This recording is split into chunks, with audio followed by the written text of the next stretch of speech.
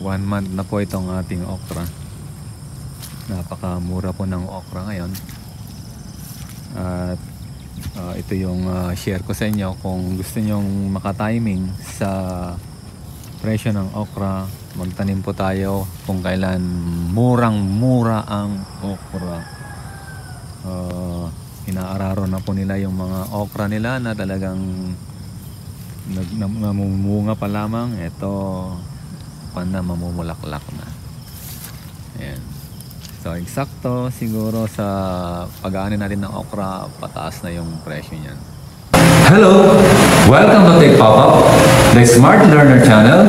We educate intelligent farmers and provide effective solutions to your problems. Gumagamit po ba kayo ng maraming inorganic fertilizer? Acidic din po ba ang inyong lupain? Mabagal bang lumaki ang inyong mga halaman? Panahon na po para pagandahin at pababain yung paggamit ng inorganic fertilizer. Kayo po na nag-o-organic, pwede po ninyong gamitin ito. Kayo po na natatakot sa mga insecticide, natatakot sa mga iba't iba pang mga chemical na inilalagay sa halaman, pwede po sa inyo ito. Tayo po ay gumagamit ng probiotics o itong lactobacillus lactic acid. Ito po ay nagpapaganda o binabalik niya yung ganda ng lupa.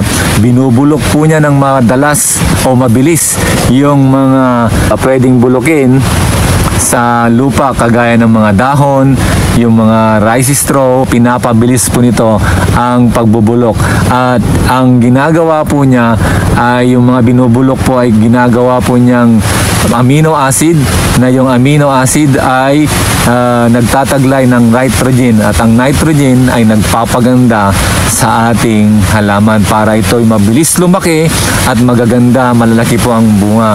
So subukan po ninyo itong ating probiotics, itong ating 3K fertilizer, at para gumanda ang inyong halaman at maibalik yung dating matabang lupa.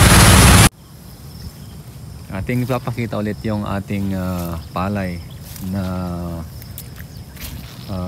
pinakita natin sa inyo nung nakaraang video. Nasa taas po yung link ng ating video na una na pinakita natin tong palay na ito. Ito po yung palay natin na SL19. 64 days na po ito.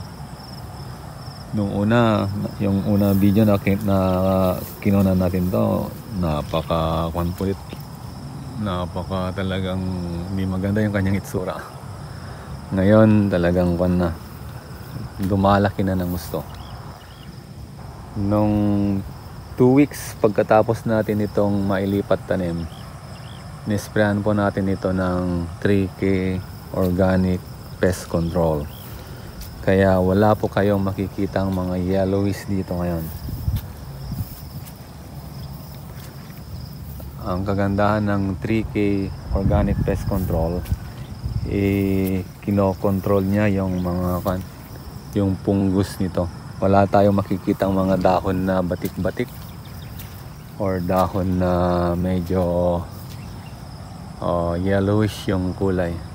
Lahat po maganda yung kanyang itsura. At last week, inisprayan na po natin ito ng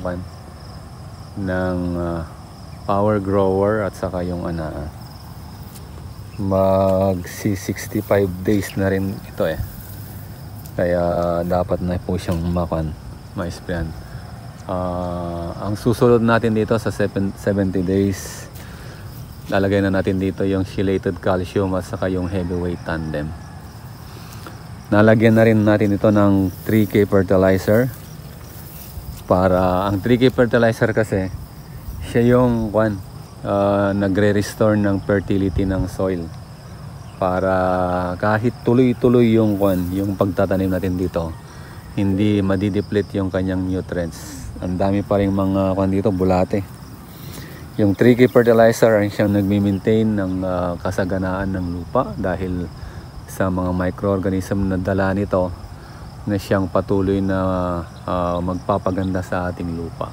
Pagkatapos itong palay, sa November, tatamnan natin ito ng mais. Tatanim ulit natin dito yung Dekalb 8282. At sa susunod March, tatanim natin ulit ito ng mais ulit, yung NK6410 na VIP. Kasi kapag mainit, maraming mga uod. Maganda po yung yung palay natin ngayon. Although hindi masyadong nakaporma to dahil talagang to, napahirapan sa sobrang init. 1 week nang umuulan dito, kaya sinamantala kong mag-abono at mag-spray ng mga foliar fertilizer. Kaya humahaba na po yung kanyang mga dahon, no? Hindi pa ito mamumulaklak pero humahaba yung kanyang mga dahon. Na talagang pinilit siyang humaba ng power grower sa Yan ang kagandahan ng paggamit ng mga foliar fertilizer.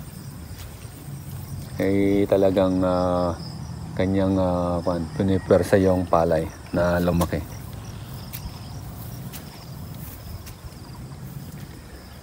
Sa mga sa mga nanonood, kung gusto nyong matuto lalo, ini-invite ko kayo na mag-join sa ating channel.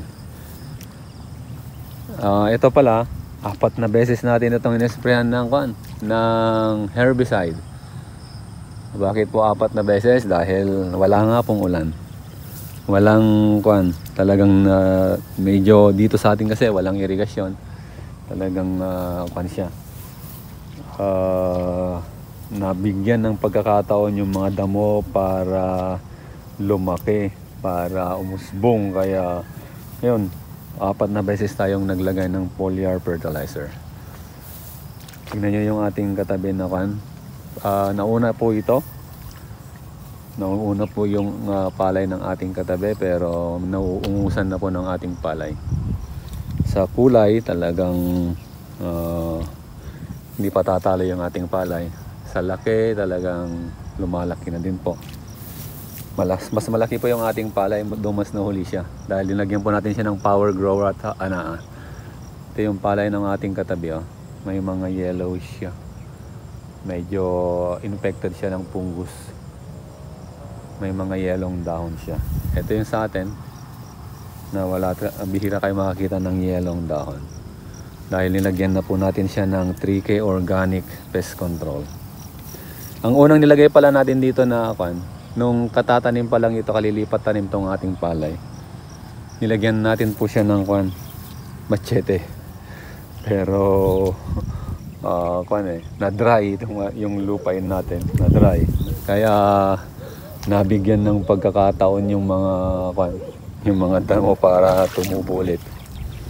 Then after na tumubo yung mga damo, nilagyan natin siya ng nisprayan po natin siya ng pinali na may silhouette yon. Ayan yung ating palay para makita nyo. Pero hindi pa rin umubra, talagang nakatubo pa rin yung mga damo. May mga konti pang mga damo pa rin yan, oh. Pero ang sumunod nating nilagay dito yung Almix, dahil may mga broadleaves noon. Pero ganun pa rin, may mga hindi pa rin kinaya ng Almix dahil walang ulan. Talagang hindi siya mapatay ng Almix dahil dry na dry ito noon. Yan yung napakadamo noon yan. Pero ngayon hindi na naka-recover na po siya at namatay yung mga maraming damo niyan. Ang huling nilagay natin dito na pandamo, yung ika-4, ay yung nominee. Tingnan nyo yung damo, patay po siya. Eto talagang grabe ang damo nito noon. Yan, oh. Kung hindi siguro umulan, baka hindi pa rin namatay yung mga damong yan. Ayan, namatay na yung mga damo. Nilagyan natin ito ng machete una, pangalawa yung ito yung parte na hindi maganda sa ating dinamnan ng palay. Yan, ito. Mga konti lang ito na hindi maganda.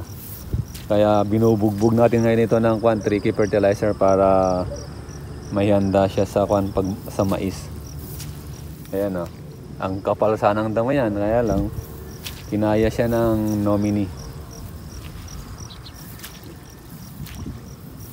Konti lang yung parte na medyo hindi maganda.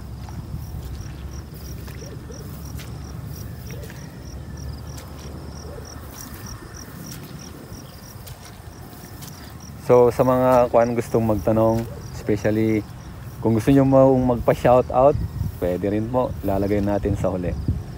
At yung mga nag-join sa ating channel, maraming salamat po sa palaging pag-join sa ating mga channel. Bibigyan ulit po natin kayo ng mga bagong video na siguradong makakaragdag sa inyong kaalaman at gaganda.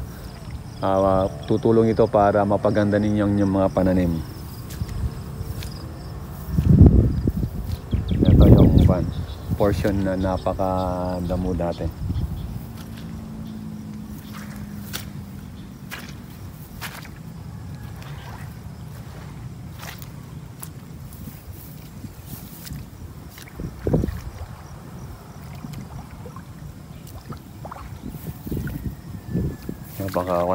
Napaka itim talaga nitong saka talagang binabanat siya ng ana at saka power grower.